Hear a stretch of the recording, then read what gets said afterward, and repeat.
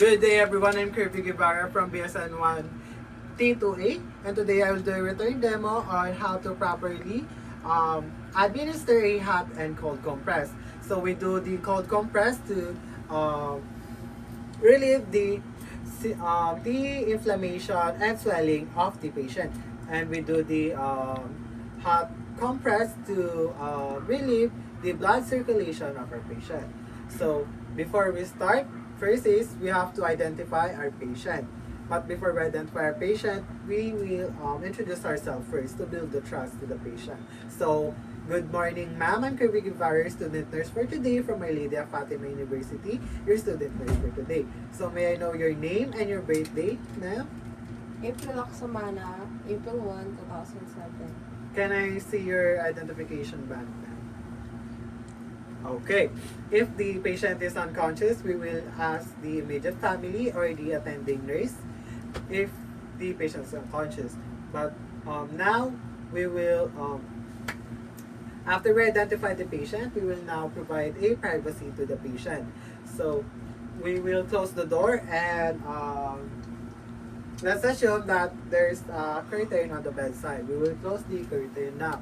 So now we will do a proper hand wash and hygiene and put on a PPE if indicated. But we will just use a clean gloves on this one. So let's assume that I did a hand wash and hygiene. Now we will put on a clean gloves.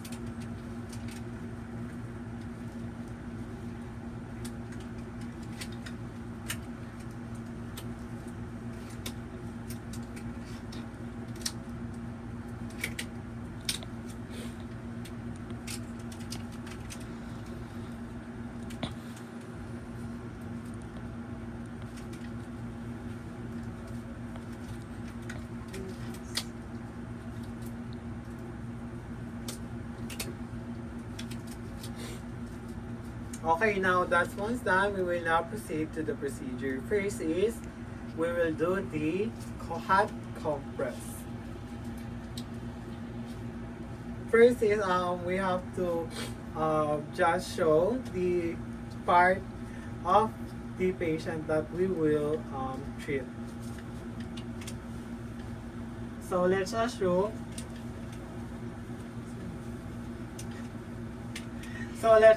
that the patient area is in this area. So now we will pick the hot compress. Let's assume that we now have the hot compress. So now we will before we apply the hot compress to our patient, we will first check the patient temperature and the BP of our patient or the respiratory. First, we will check the temperature of our patient.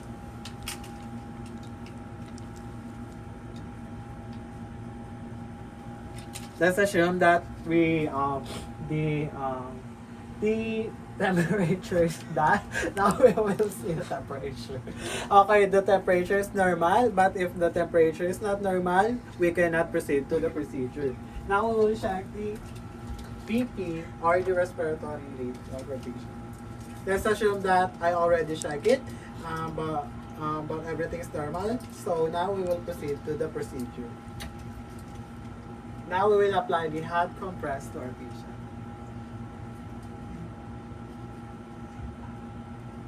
Now we will leave the hot compress for 1 to 7, 1 to 20 minutes.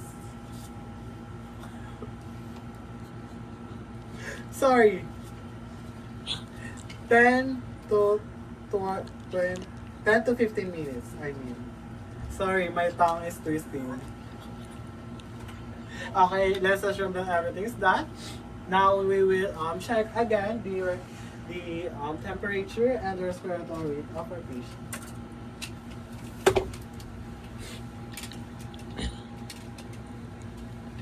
Now we will check. let's assume that I already checked the respiratory rate of our patient. If the patient the patient temperature is normal again, and the respiratory rate is normal again, so everything's normal. So that means that the hot compress works. So now we will document. But we will remove the gloves first. Then wear another gloves for the cold compress. But we will the used gloves we will dispose it. So now we will use another gloves, another clean glove.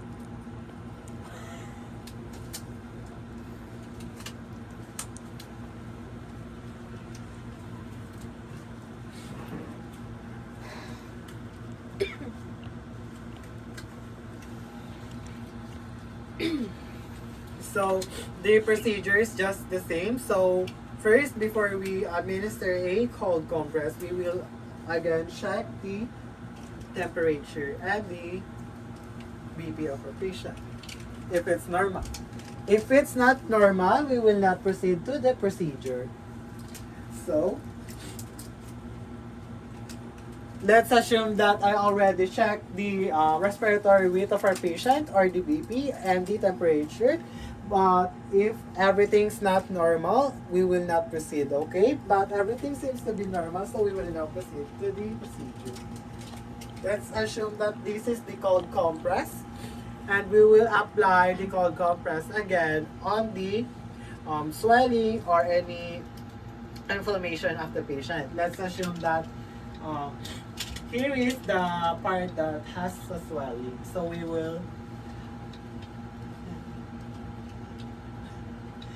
leave the cold compress here for 15 to 20 minutes.